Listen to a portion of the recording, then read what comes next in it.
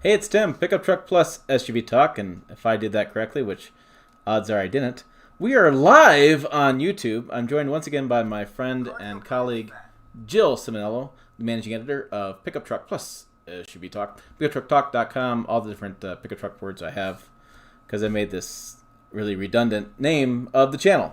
So, howdy, Jill, how's it going? Good. Of course, you caught me right as I took a bite of an almond.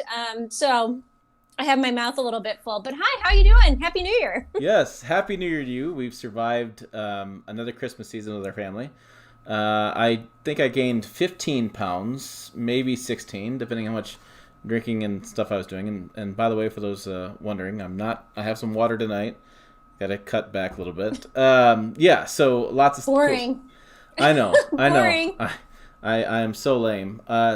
Lots of cool stuff going on this next year. Sasana's here, Scott's here, Riley's here. The Ford's doing really well right now, Riley. Just drove it around a little bit more today as well. John Sotomayor is here. He's down in Cali. He's from Wyoming, actually, near Aaron. But he's down in Cali right now. Dave's here from All-Terrain Nation. Michael Berry's here. Eric Mings is here. Eric Ming says, "Hey, we can hear you this time. LOL." Thank you for that. Yes, technical issues do occur.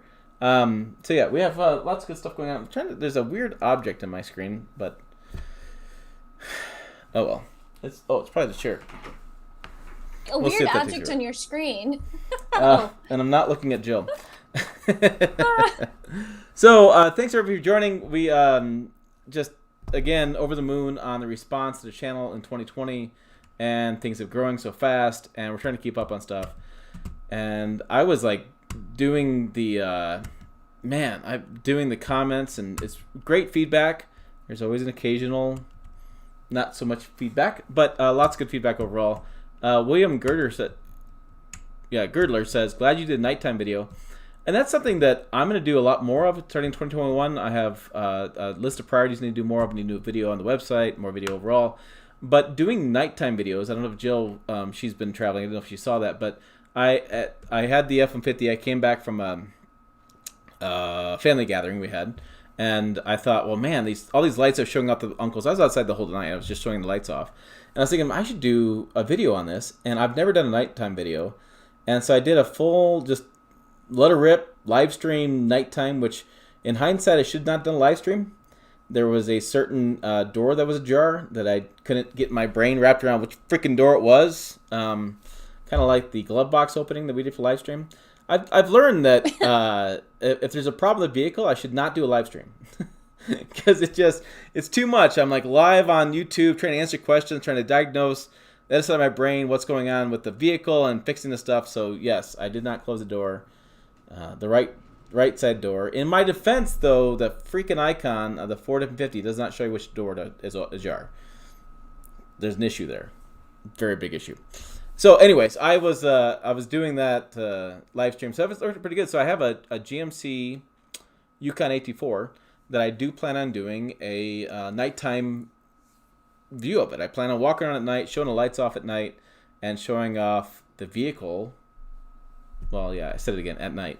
Just because it's something you don't see very often. I've never seen many reviews of nights, and it's not something I always think about putting in reviews. Have you ever done a nighttime, Jill? Have you ever done like a nighttime video or photos of lights? You had that, was it the Hyundai thing you did? So you did Hyundai? one. Yes, well, all right. Some things never change. So, no, I mean, one of the things that I've started doing, I've created so I'm on TikTok, and I've created a shot list of things that I want to put on TikTok with every vehicle. And one of the things that I've been getting a lot of questions for is what do the turn signals look like at night? Or what does the lighting signature look like at night? So one of the things I try to do is go out and turn the blinker on and, show from the front, show from the back. And then if there's any kind of interesting mood lighting or interior ambient lighting, I try to show that as well. But I just use my iPhone to do video.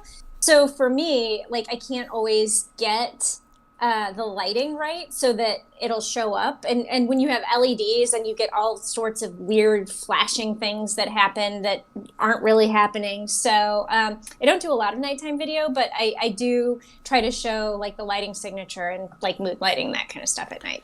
Yeah, I'm definitely going to work on it. I have the iPhone 11, and it did a pretty good job. I did a drive where I mounted the GoPro. So you guys, Jill made fun of me a little bit, but it was fun. I mounted the GoPro. It looked like I don't know, would you call it a camel? Like I had a camel back to it kind of looking thing. Right in my face, like the thing, hump I was going with. You're not going with me there. Anyways, it was really weird apparatus. Maybe Star Wars, since she's a big Star Wars fan. She understands the Star Wars, link there. But yeah, I drove it around. I did figure out shutter speed is your enemy for digital for lights. If you increase the shutter change shutter speed, you won't get the flash. But yeah, so it's pretty interesting. Mm-hmm. Michael Berry wants to know how far I'm from Omaha. Omaha is like 8 hours away. It's like another world. It's like Jill going to the Quad Cities in Illinois, living in Chicago. It's a different world. it's a different part of the state. So yeah, not very far, pretty far away. Blinkers, foreign language for BMW crowd, Jeff says. That's pretty funny, Jeff. So we thought we'd talk this year, kick it off. Language for a lot of people, though, because I always say blinker. So I'd be curious, actually, what people out there call their turn signals. Is it a signal indicator? Is it just a turn signal? Or is it a blinker? I call it a blinker. Ooh. I call them turn signals. Now, do you have to add blinker fluid to your blinker? No. No blinker fluid. But no, I say that. I don't know. I do a podcast with Tom Appel, the Consumer Guide Automotive or Car Stuff podcast. And I call it a blinker. And Tom Appel is always like, what in the hell's a blinker? And I'm like, really? Do people not know what a blinker is? But apparently people don't know what a blinker is, or that's foreign language. So I don't know. Blinker. All right. Blinker. Put your comments below what you think. Completely thrown you off your game. Yeah, right. To what your regularly scheduled topic is supposed to be for 2021. The debate's going live on there. I want to get back. I want to answer one question before we get too far. James Baton wants to know, Sierra GMC 1500 AT4's payload of only 1450. That's because it's AT4. It's got the off-road stuff, adds weight. And 9,000 pounds towing, should I go to the 2500 diesel right off the bat if I want to pull a 5-ton dump trailer? Roughly same price, but lower mile per gallon. Is that the diesel in the AT4 you're looking at, James? If that's the 3-liter inline-6 diesel and the GMC, I think you should be fine with doing that 5-ton dump trailer. It depends how often you're going to pull the dump trailer. If you pull that dump trailer all the time, then yeah, the 3/4 tons are going to be better drive. But if you're like most people and you tow it once a month, once a week, things like that, you'll be fine with that 3-liter. I think that 3-liter is just fine. So there you go. All right, I'll look for your truck there, William. All right, here we go. Let's get to this main course of the video. The main course. There we were looking at what's coming up next year, right? So we got lots of cool stuff coming up. I'm gonna kick this off, then I'm gonna throw it over my colleague over there in Chicago like this. Goes to her.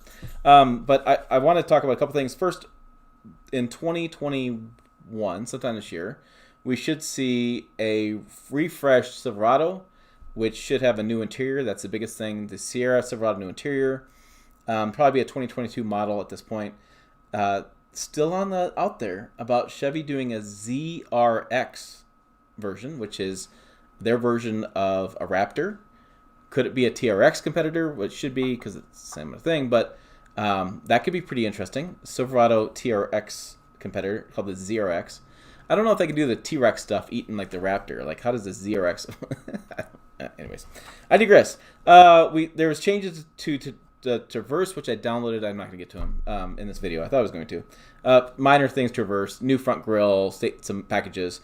Equinox. Blah, blah, blah, blah. Minor stuff, too. Colorado has some new changes. Move on to the interesting stuff. I'm moving along. Who cares about the refreshes? I'm moving along. I'm like, come on, who cares about the refresh stuff? Move on to stuff that's going to be new. I'm giving news. Cadillac. Lyric. That sounds like some sort of like character from Legend of Zelda, the video game. Say an opera, but okay. Apparently, Jill and I aren't the same kind of nerd. So, Lyric We are not the same kind of nerd at all. is You're drinking water tonight, so not at all. It's a pure EV SUV thing. Yeah, it's like yeah, Nissan Aria, that thing. All right. So, anyways, that is supposed to be coming out this year. This year, sometime out this year as a debut. That's where the Cadillac dealers like said, no, screw you, I'm taking the money going home. They like lost like 17 or 20% of dealers because those dealers would not install the EV fix. They wouldn't install the EV like service bay kind of stuff. So, here we go. This is something Jill is going to get very excited about. Very excited about Jill. Buick is getting in the game. They're going to do a 3-row SUV called the Envision, probably GX. Supposed to be out this year. That could be similar to the vehicles you love, the Tahoe, Yukon, Escalade. You could have yet another GM 3-row SUV that you can't tell apart. Mm. And that I don't really like and is uncomfortable and can't see out of? Basically, yeah. It could be a Traverse as well. It could be I don't know. I thought they did one of those things. I seem like I keep losing Jill for some reason. Anyways, there she's back. All right. Yeah. So sorry, my husband just tried to call me, and I told him I'm doing a live stream, and what does he do? He immediately tries to call me. So sorry about that. You're fine. You're fine. Let's move along. We have from Ford, the guys in Dearborn, and the Dearborn guys. You're gonna have a new Raptor. Right, so typically Ford skips the model year 2021 F-150, then they make 2022 Raptor. So I know Jill's a big fan of the TRX, so I'm sure she can't wait to get her hands on the Raptor. No, so if the Raptor puts the engine in it from the GT500. Then we'll have a conversation. But if it's just, same. Yeah. Okay. They are going to have something. I'm really excited. I'm actually really excited for you to get some time in this. The Ford Maverick. Have you heard of this? Yeah, because you came along that. I think when you came on board, there was some news about that, and we were talking about the Live Offline. So that is your compact truck. So it'll probably have a 2.3 liter in it, something kind of small, EcoBoost engine, and very compact. So it's gonna be a city truck. So, is there a big need for city trucks where you're at? Do you think that could be, if you had a sedan-sized truck? What do you think? Chicago? Yes? No? Oh, I mean that's certainly an interesting prospect. It would fit in my garage, that is for sure. So there's that. It would fit in city locations. It would be able to be parallel parked, but is the bed usable enough to make it worthwhile? Or is it just more of an image statement? Yeah, that could be interesting. Let's see. We're getting some all in caps questions here. We better answer those questions. There is a question I have about Ford Ranger year end. There's some conversation about Ranger being redone this year. So, Riley, do the new Toyota Tacomas last as long as the old hard body Toyotas? They should last as long. The biggest thing is there's more technology, which means the copper is eventually going to corrode, which causes electronic issues. Our friend Carl in Michigan wants to know if 2021 Tahoe or Expedition, which one do you buy? I would buy the Tahoe. Jill would buy the Expedition because it has adjustable pedals. Aha. You know she's going to plug that somewhere in this and the live seats stream. are going to be more comfortable. She was going to plug that. And the seats are more comfortable. Yes. Let's see. One of the things. Are you going to buy a Raptor or Silverado next year, Tim? James wants to know. Next year is going to be really interesting because we're getting into that. We'll talk more about that coming up. From Honda. I'm waiting to see if I said that right. Usually she's quick. She's quick on the trigger if I say something wrong. Wait. Hey, Hyundai. I know. Hyundai. I'm at Honda in my H's. Okay, Honda. I'm in my H's. Not Hyundai. We got Pilot, Passport, CRV. Boom, boom, boom. They should be redone this year. The CRV is one of the best sellers, so I'm sure I'm not going to screw that up. The Pilot, I forget they rechanged that shape. The Passport's a weird one. Because the Passport CRV was already done. Is the CRV already done?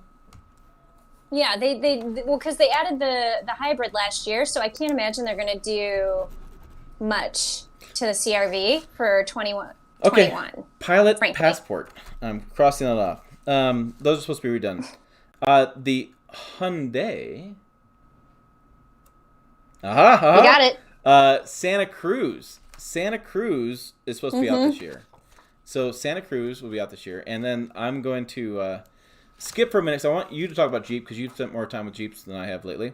I'm going to skip. There's conversation about a Ram midsize. There's been ongoing conversation about that. I don't see it in the cards. I don't see actually anything coming from Ram this year. I would think that the 1500 would get refreshed a little bit with the product year cycling. But frankly, it's still a really good truck, so I don't see them doing a lot with that. And that could be that. But let's jump into Toyota. Toyota. I always get questions how I say that word. Anyways, Toyota. I say like Toyota. Tundra will be out this year. So Toyota Tundra will be out this year, and it's supposed to be out probably in February. We got the 4Runner is always a question mark. Whether they can do something with that. The Tacoma will probably be the following year. So there's your Toyota update. I don't think anything else. I feel like the Highlander was just redone, and the RAV4 is pretty new, and it just came back with the Venza. They just redid their van. So Sequoia is always out there. Sequoia is one of those 3-row big berthy vehicles that could come out this next year.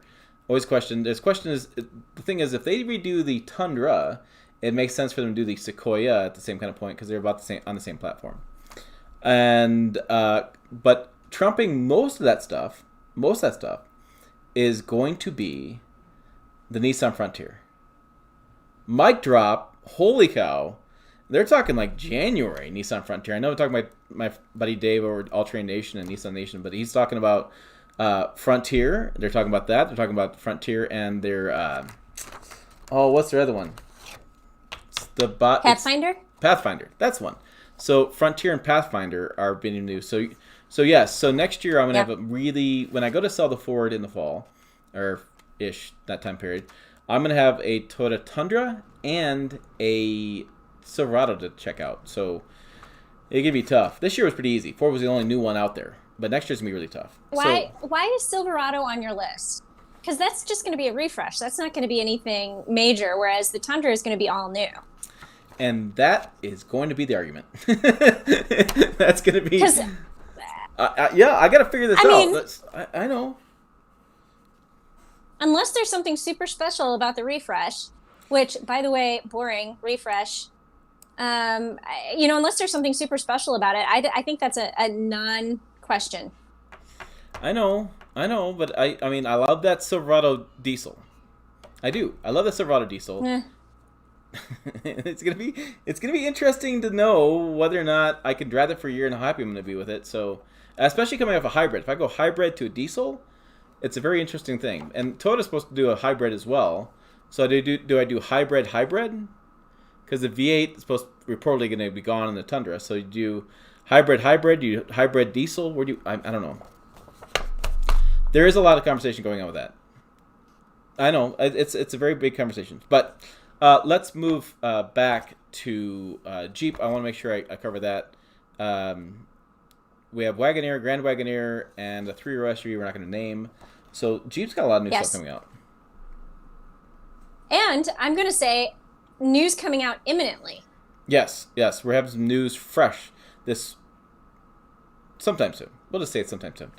I'm like, I don't even know if we can say that. I don't know if we can say that. I'm just going to say there is some news coming imminently.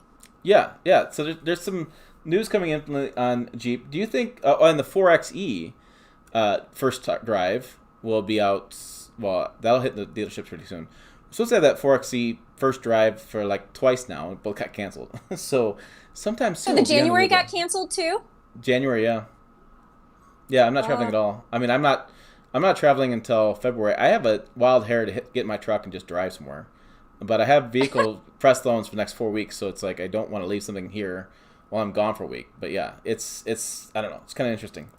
All right, so they're arguing about the Silverado Tundra. It's going to be interesting. So I know. I'm definitely in this weird spot. But again, we got months I to just don't go. know that a new interior is enough.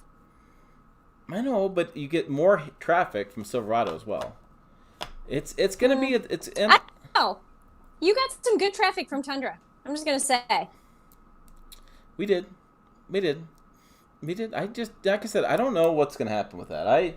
I've gone back and forth on it. I'm not sure what's gonna happen.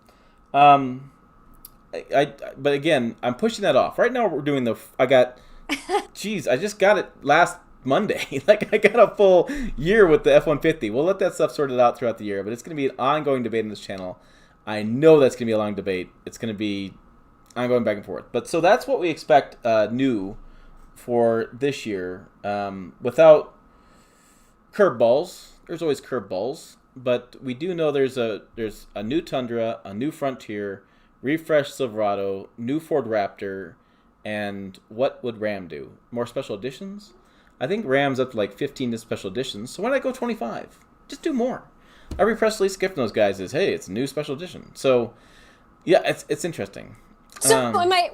What I'm hearing you say is you don't think they're gonna have the midsize truck for 2021. You think that's gonna be 2022 or beyond?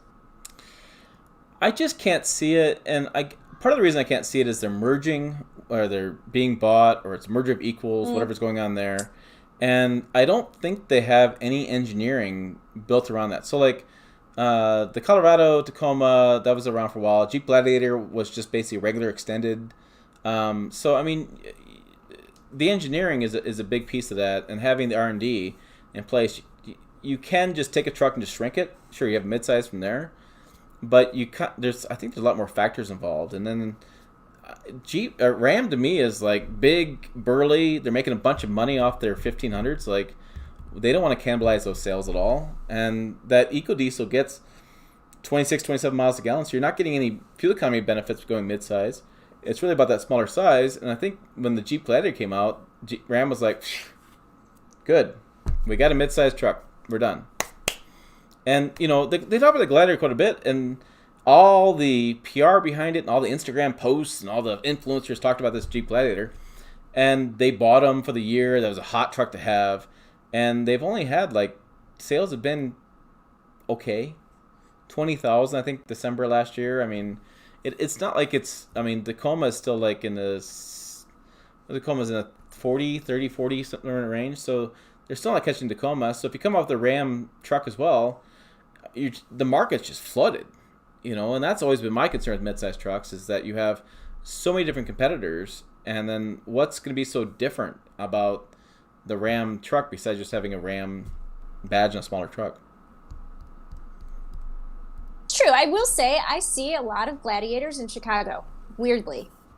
So I mean, I don't see a lot of Rangers, or Colorados or Canyons, but I see the Gladiator.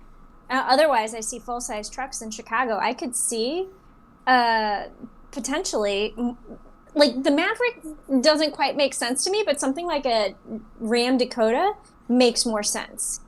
So I don't know, because I mean, it would still have the capability to do things and have a workable bed, but it's compact enough that it would fit in a city garage. It would, parallel park easier.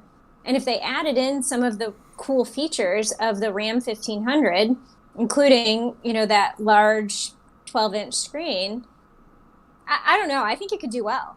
And it would be, and then if you take some of the technology that they've got from Jeep, like the clear, I don't think they call it the clear view camera, but the ground view camera where it shows like the front facing in front of you when you're doing some off-road stuff, like that is pretty cool technology. Yeah. So I don't know. I think it has potential. I think. So Jill and I have been working with a friend named Fred Akins, who's wrote us a post about the business case why Kia killed a pickup, which it's a really good article, and we're working on it. It's really interesting. And so we talking a lot about this because there's a lot of parallels between Kia trying to build a truck and Ram trying to build a midsize truck. In that, where would they build it? Like, where's the capacity that they have? When I talk to Ram is like at capacity. They're trying to add more capacity to build more trucks. my Ram dealer in town, they can't keep eco diesels on stock on the lot. They're just selling so many so fast. And so there's a lot of business cases involved in really going to build a truck. Gladiator, it was just adding room to the Jeep facility in Toledo. So that was an easy thing. It was a low expense overall, besides building a new truck plant. So I don't know where they can build a body on frame. Typically, you don't mix unibody with body on frame in a factory really well.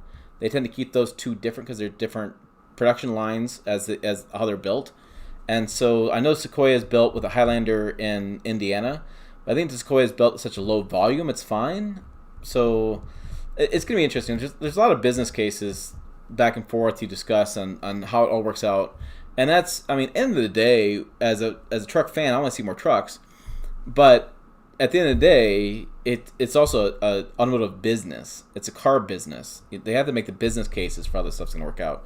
I just can't make the business case. Peugeot has a platform, as Jeff points out. Am I close? I'm close. They have a platform, and I've looked at that platform. With that.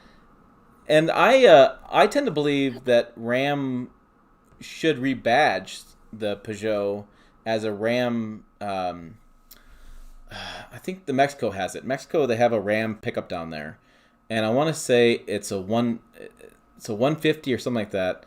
And so I think Ram should do that globally. So Ram's trying to build a global brand. They have one of their top guys is now up charge of Ram Global. They're trying to take the van business and spread that globally. So if they can take that 150 truck, I forget what it is, but it's a small mid-sized truck built in Mexico. Take that with the Ram brand badge and make that global. I have water tonight. Make that global. I think that's what Ram wants to go. They're going to do vans and small mid-sized trucks and make them metric 1-ton trucks and not have them sold in the United States. I think that's what's going to happen with the Ram brand. I can't see it. It's the same idea with Hyundai and the Santa Cruz. Because of the chicken tax, they have to build that in the United States. Same deal with Peugeot. They can't import the Peugeot pickup here because we have this tariff on them. So that's where Hyundai is going to build that Santa Cruz in the United States. That's what's holding up their bringing the truck to marketplace is plant capacity. At the end, you can throw whatever concept you want up there, but if you can't build it, well, then what's the point, right? Yeah, that makes sense. That'd be true. Yeah, that'd be true. So yeah, I just don't know where it's going to be. I don't know. I don't know what it's going to be. Yes, you can buy my truck at a year. I don't know if I'll put it on TFL bids. That's kind of interesting. Silverado sells 4 trucks to every 1 Tundra in America in 2019. I'm sure clicks will be much greater for Silverado. James, there's an ongoing argument there. And like I said, it's going to be a year-long debate, a year-long argument what to do. Because, like I said, this year was very easy. Next year it's going to be very, questionable. Dan is here. Dan, I just got done talking about a Ram midsize truck. Dan owns a Dakota, and he lives... I'm blanking on where he lives. He lives north of me, and I just got done talking about it, Dan. You just missed the whole thing. He's always badgering me about the Ram Dakota. I'm like, I just had a whole, thing about it. You got to rewind. Mark it down, rewind. So, yeah. So, out of this list I just kind of gave you, what are you excited about, Jill? What are you excited... what's out there for you in 2021? Okay, so not on your list.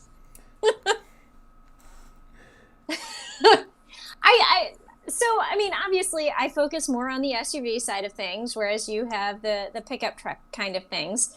But for me, I think it's very curious that Mazda is going to bring back a SUV between the CX-5 and the CX-9. Previously, they had one. Not on the list. Not on your list. But previously they had a CX-7, which I liked. It was a 2-row, slightly longer, better cargo room SUV. But they did away with it. And so now they have this gap between the CX-5 and the CX-9. And so they've been talking about bringing back something that will fill in the middle of that space. And I'm a Mazda fan. I like pretty much everything that Mazda has ever done, except for the previous generation Mazda 6. That was pretty awful. The current generation Mazda 6, really nice. But like pretty much everything that they've done, I think the styling is good. The driving dynamics are really good. And so I would just be very curious to see what this thing is that is going to fill in the gap.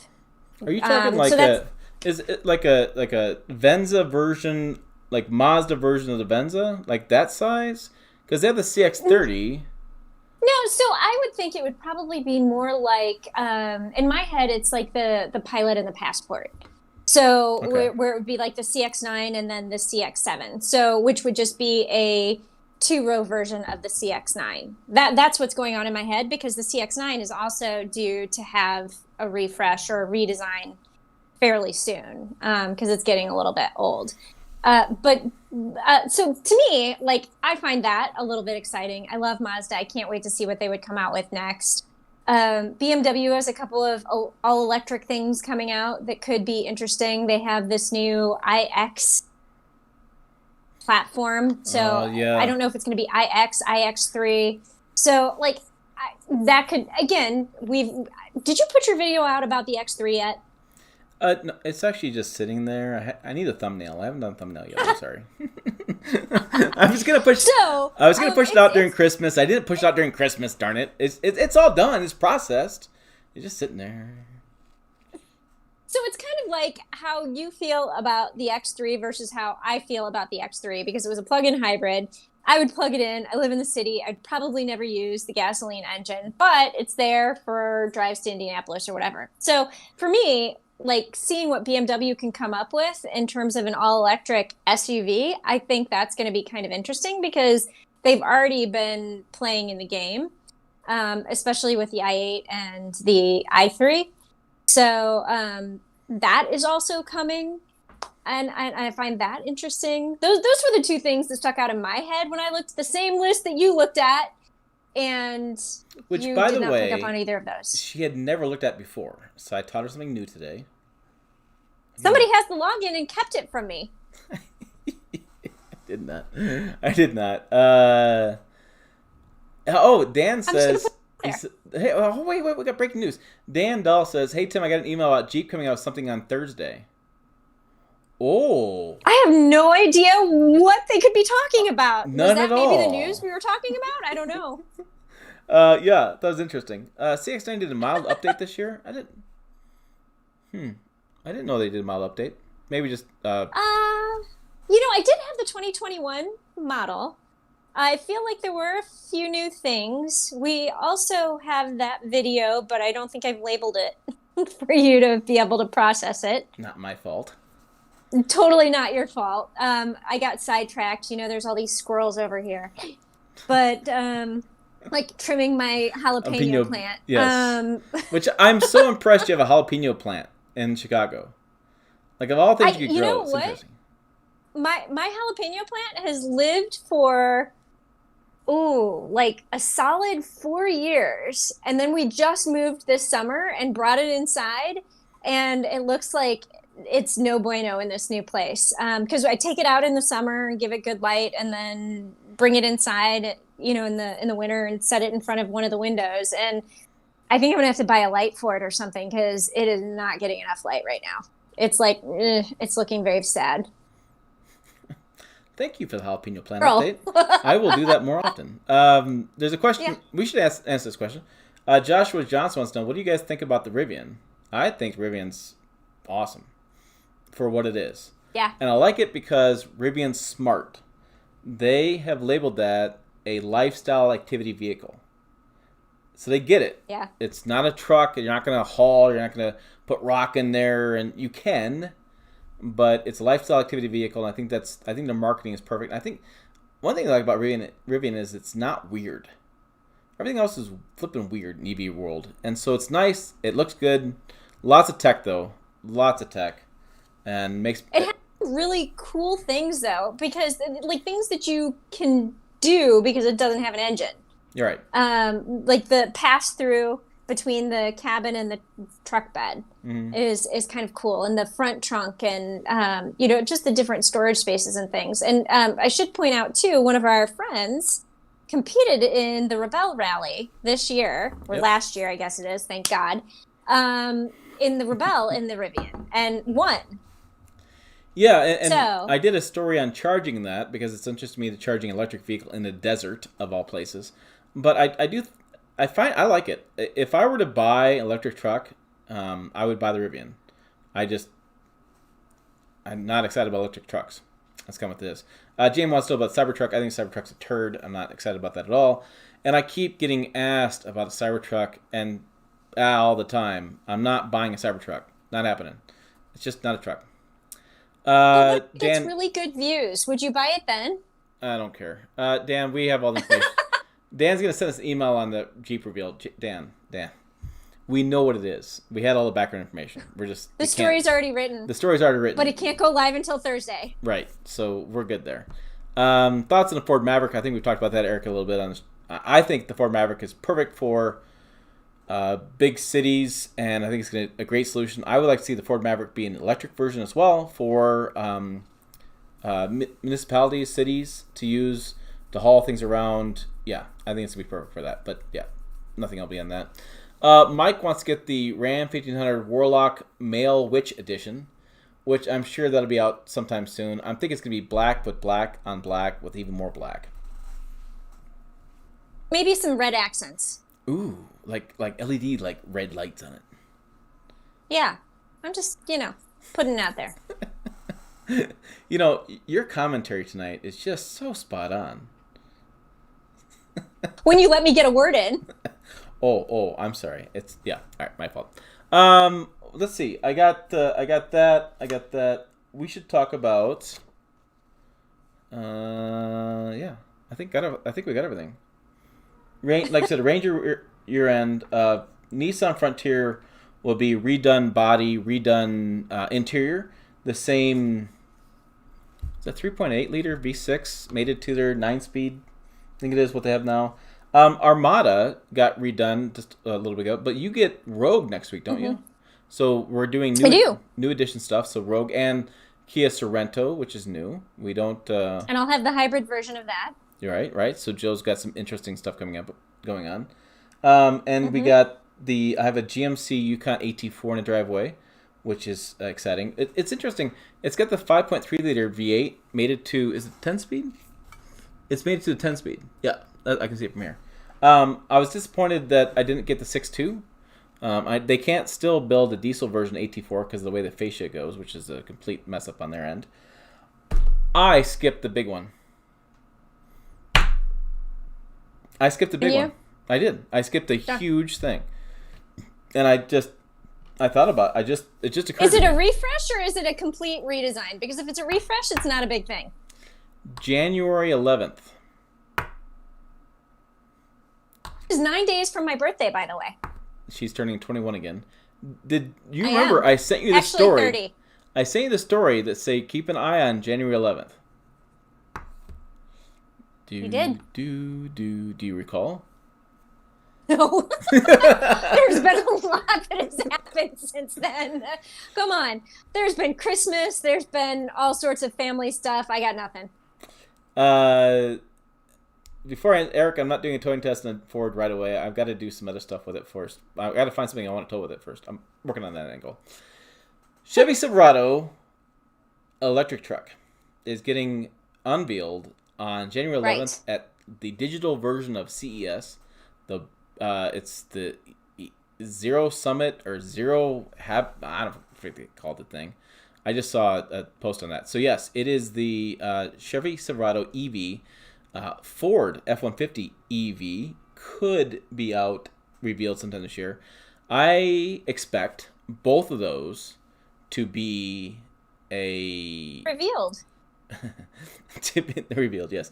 To be low range, 100 miles, just like the Ford Transit EV, commercial application truck. That's what I expect both of those to be. Jill's thinking through. So that's. But I mean, we don't have a lot of information about the EV, but during the reveal that they did, I mean, they wanted to be a work truck. That was one of the points they tried to make. I'm like, did you write the story? I think I wrote the story on that even. Oh my God, so much has happened.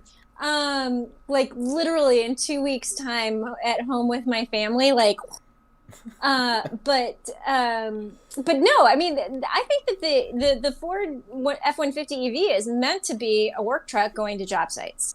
So I mean, I would think that the Silverado has to compete. I think it's got to be more than 100 miles. I think it has to be more like 300. I think it has to be, yeah, more. I mean, maybe 350. Yeah, I don't know. I mean, the Ford Transit EV only is 120.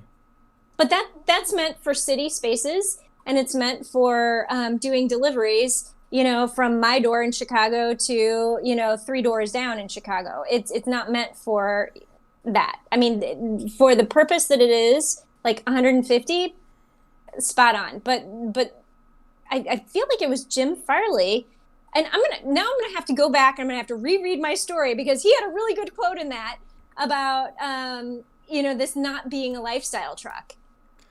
Yeah, I'm like, now I'm going to have to search for that right now, so please excuse my inattention. I've got to come up with this quote. Yeah, I think it's pretty interesting. I think it's I think they're both going to be work truck stuff. I don't think the miles going to be very long.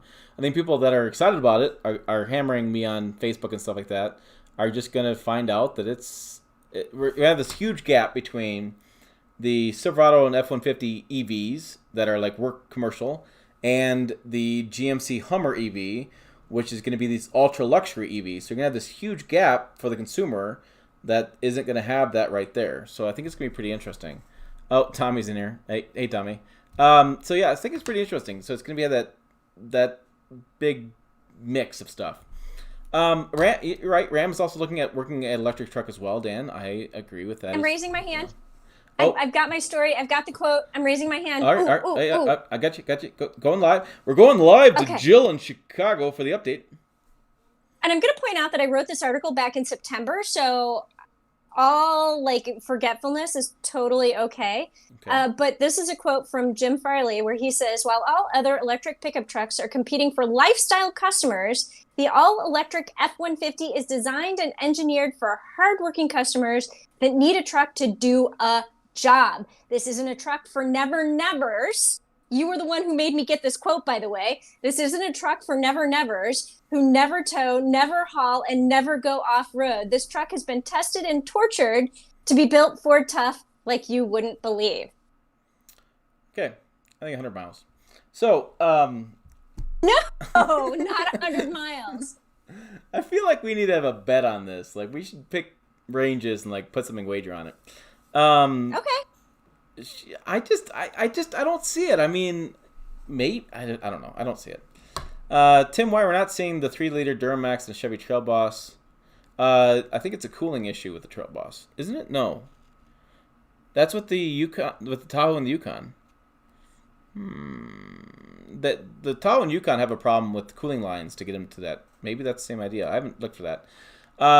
Dave over Nissan Nation gives us $5. Thanks, Dave. Goes a long way. Yeah.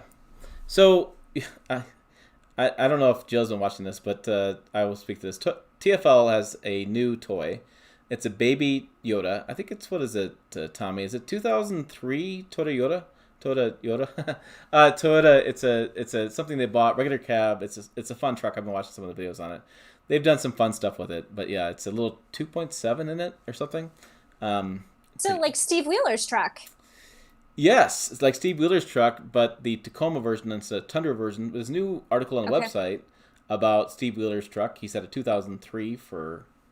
Did he buy that new? I think he did buy that new. Yeah, he did. Yeah, he did. 2003. Yeah, and so we have a story. He wrote a really good piece about how he fell back in love with it because he's an auto journalist. Drove a variety of vehicles, and then, well, COVID kind of killed his outlet. So, yeah, pretty interesting stuff. Doug's here. So, I should speak to this. How do I like my new F-150 so far? So, as you guys know, I've been bombarding the channel with Ford videos, which I'm sorry, but I'm trying to strike when the iron's hot. I'm breaking every rule that Jill has set up for me to make sure I have a variety of different manufacturers. Oh, Tommy's talking about it's 2002. Yeah, pretty close. So I think it's I've enjoyed it. I somebody asked me this, and I think it was a pretty interesting question. They asked me if I wasn't running this channel, if I would have bought this truck. And my honest answer is, if I was running this channel, I would not have bought this truck. I probably would have bought the Silverado diesel. I probably would have bought a Ram. I really like the Ram trucks. Interiors, I really enjoy those trucks. And just drive them around. But I'm really happy that I'm running this channel and that I had to kind of get out of my comfort zone a little bit and buy something that I didn't know a lot about. I knew a lot about Fords through the years of driving them, but not like in-depth knowledge of Ford as much as I should, which is a blind spot I've had, which is great to buy a Ford because now I got rid of the blind spot. So it's great. And I've been really, really impressed with the truck overall. It rides nice. The fuel economy, and people get upset with me a little bit, but I did a hypermile kind of drive, and I got like 29 miles per gallon. And next week, I'm kind of trying to space stuff out so Jill doesn't quit on me. I'm trying to, I'm going to do a real world fuel economy next week. I'm just going to drive. My plan is to drive like 60, then maybe 70 or something like that. Then I'm going to drive like bat out of hell. And just kind of put them all together in the video. Like what's the worst I can get? What's 60 miles an hour, 70 miles an hour, that kind of stuff. So, I have some plans on that fuel economy, but I've been pretty happy. I think I used an extra tank of gas on the way back, because of the wind noise and stuff. So yeah, it's been 12-inch screen's fantastic. I really impressed the XLT having those features. Zone lighting is really, I can't wait to keep using zone lighting. And so lots of good stuff. Tommy wants to know, what do I think of the backing up beeper on the F-150? And I did talk about this in the nighttime video. Have you experienced this yet? So if you're in the hybrid, because it is an electric truck. Oh, yeah, it has to have a sound. Yeah, it beeps as you go back. So the backstory on this is that my wife is deaf, legally deaf. She's got hearing aids, but I was driving it around. We were driving back home, and I kept like putting reverse different places, like gas stations, things like that, And I told her, I said, I swear to God, this thing is beeping. And she's like, what do you mean? I'm like, no, I swear to God, this thing is beeping. And she was like, really? I'm like, yeah. And so I'm like, all right. So it's driving me nuts. The whole time, Tommy, I'm driving back. I'm thinking about this damn truck beeping. And I can't figure it out. Like, I have no idea. It wasn't in the press release at all. Wasn't in any details at all. And I'm like, I'm freaking out. Like, I'm thinking I'm going crazy, whatever. Maybe I drank too much last night. Situation going in my head. So we get back to the house, and immediately my neighbor comes right over, and he gets into it. And so him and I go for a drive. And so as we're coming back to the house, I told him, I said, I'm going to get out, but you put this in reverse. I swear to God, it's beeping. And so he puts it in reverse, and it is. It beeps. It beeps. It beeps all along what I can tell, and again, one-man crew, right? So I'm trying to do the best I can. But all along the hood line, it's not like a full-on beep. It's not like a honk a horn kind of beep. It's a muted kind of beep that as you back up, I feel like more the bass. And so of the beep, I should say, not so much a sound of it. I can just feel the rumbling of the bass a little bit on the beep. And I got to tell you that I don't have a problem with it. And no, you can't turn it off. It's a safety feature. I don't have a problem with it, but it's interesting, and it's nice to know you're in reverse. So the even funnier story, if you guys want to laugh at me even more, which you probably do, is that than being able to not figure out how to open the glove box. Besides that, we had flown into Detroit and got picked up at the airport and went and picked up the truck. But as we picked up the truck, they were doing financing. They were getting the paperwork together. And so the guy dealer's like, hey, go outside and get in the truck and bring it around so you can show your wife the new truck. And I thought, okay, great, whatever. You got off the plane, you're like, plane head. All right, I'll do this, no problem. So I go to get in the truck, and I press the start button, and nothing happens that I could tell. Like the engine doesn't kick on. So I turn it off and turn it back on, and then I was like, oh, you dumbass. This is hybrid. It's a hybrid. It's an EV mode. Yeah, I didn't even because I'm so used to driving trucks that have engines that you can hear the damn engine, right? So I was just like, I was like, oh, son of a bitch. It's for somebody like you that they have this signage that says "ready to drive" on it. Yes, no, absolutely. My wife did the same thing, by the way. My wife did this. I told her about it, and I made sure she was aware of it. And the next day, she got in and drive, and she did the same damn thing. It's weird. It just, I don't know. It's just, it's like, oh my goodness. So yeah, so like, you put it in reverse, it does beep, and then it is electric only mode. It's really quiet, so it doesn't bother me. You can't turn it off. But this is funny. Somebody else commented on the video, and they said, "Can you get rid of the chime when it starts up?" And I was like, "What do you mean chime when it starts up?" And he says, "Well, the really annoying dated noise it makes when you start the engine." And I was like, "My truck doesn't do that." He goes, "Well, at this time step of your video, your truck did it." And I was like, "Son bitch." I got caught right there. I was like, all right, I'm lying. So I went out, and I started the truck up, and I heard this chime, and I went through the settings. There's no way to get rid of that. It's a seatbelt chime. He's like, "Oh, I Googled it. It's a seatbelt chime." I was like, "Oh. Well, yeah, and you can't get rid of the seatbelt chime because you need it to remind you to put your seatbelt, And so I was like, all right. So, yeah, two dumbass things that I probably, I guess that's one of the things also that is a big deal is that there's a huge difference between a press loan vehicle review and owning a vehicle. I got to tell you, it's been really interesting to own a vehicle, to learn so much more about it, to really just spend more time with it. And so, like, it's really interesting. So I've learned a lot from just having it for the week. And I'm so excited to spend the next 6 months with it. And maybe I'll get to see Jill with it, and she can go for a drive with it sometime this summer when that COVID stuff goes away. So, yeah, I'm really excited about it, really enjoying my time with it. I can't wait to tow with it. I'm going to hook up to a trailer. I'm hooking up to a RV tomorrow, hopefully. There's some questions about 20 amp, 30 amp, and I'm trying to figure out the plug situation. And so my cousin owns it right down the street, owns a pretty good size RV. So we're going to test it out before we do a video. I'm not doing live on this, looking like a dumbass. We're going to test it out, and then we're going to, because I really want to do a good test. There's no like random glove box issues. And so, yeah, it's pretty interesting. Tommy says, "I feel like there's not enough to let you know that it's running." See? Running. Just about every EV has a sound or a bong to enforce that it's ready to move. I feel like the F-150 is way too subtle. Spent the whole week frantically stabbing at the power button. So, hey! I am not alone. Tommy and I have that same... That's why it says ready to drive. I would be curious to know because I don't remember from when I just did my 2-hour drive in the F-150 EV. I'd be very curious to know, or not EV, but plug-in or hybrid HEV. I'd be very curious to know if there is signage on there that says ready to drive. There is a ready, it's in green lettering. It is above the transmission, next to the tack, and it's about this big on the lower left-hand side. So it's not as clear as maybe you think it's going to be, but it does say ready. And the other thing it does is it on the middle screen, the driver information screen, it does say electric driving in blue print for what I think that's my settings for the color. No, actually that's the way the color is. And so if you do see electric driving, you do know you're in electric driving mode, like you're in the electric mode. So, but this truck it's really complex as far as it's not your base F-150 for damn sure.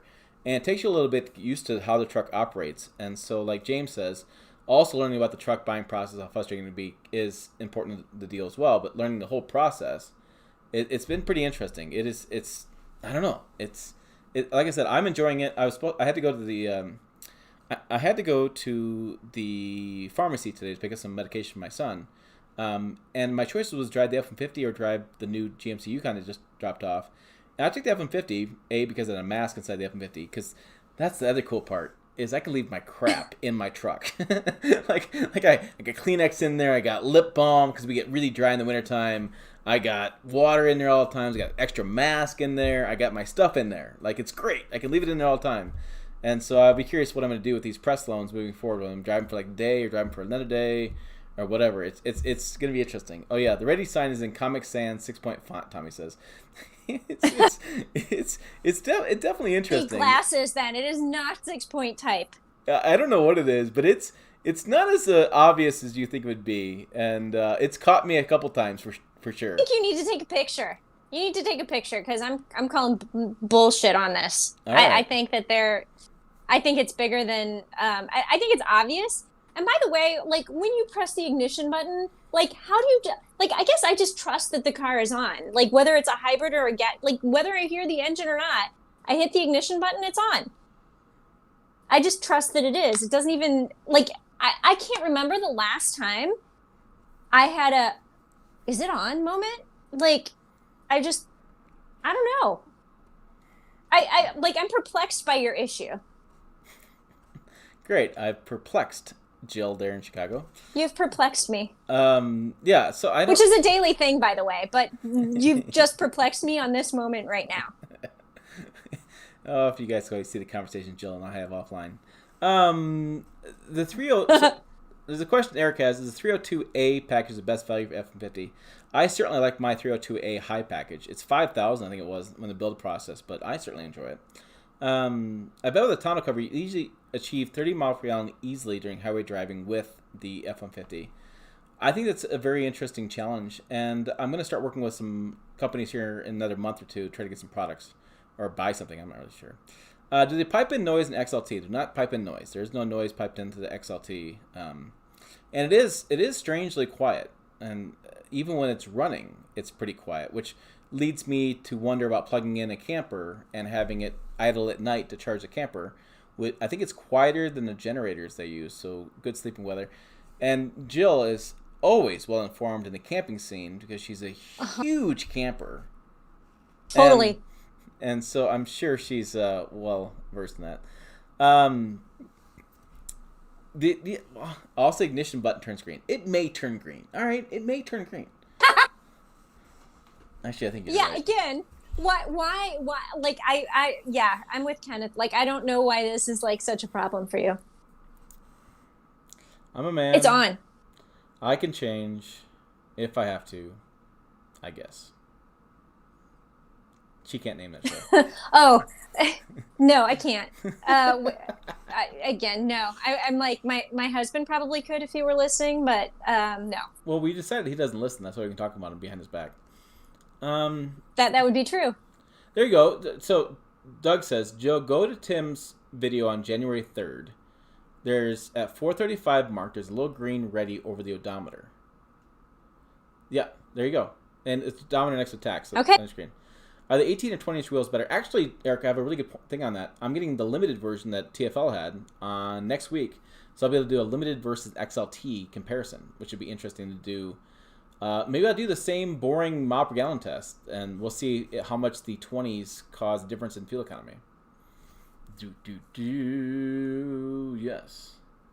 The Red Green Show, Bud Guy nailed it. Red Green has FYI, or PSA for those men in my age group. Red Green has a YouTube channel, and he has full episodes on the YouTube channel. And I'm not going to deny that I have not spent a few nights watching the YouTube channel he has and watching past episodes. And I'm going to tell you right now, it's still funny. And it's been years. So I don't even know what that is. Oh, Lord. All right.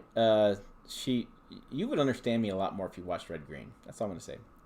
So, guys. I haven't heard of it. You've never even heard of it? No. Jeez, okay. Yeah. Now I'm going to have to Google it.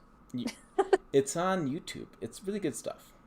So, that's it. 58 minutes. I'm calling it a night. We got Taco Tuesday, and I'm hungry. So, thanks, guys, for being part of the channel. Thanks, Jill, for joining me again tonight. Your insight is always valuable. Amazingly valuable. And amazingly valuable. Oh, guess what, guys? Here we go.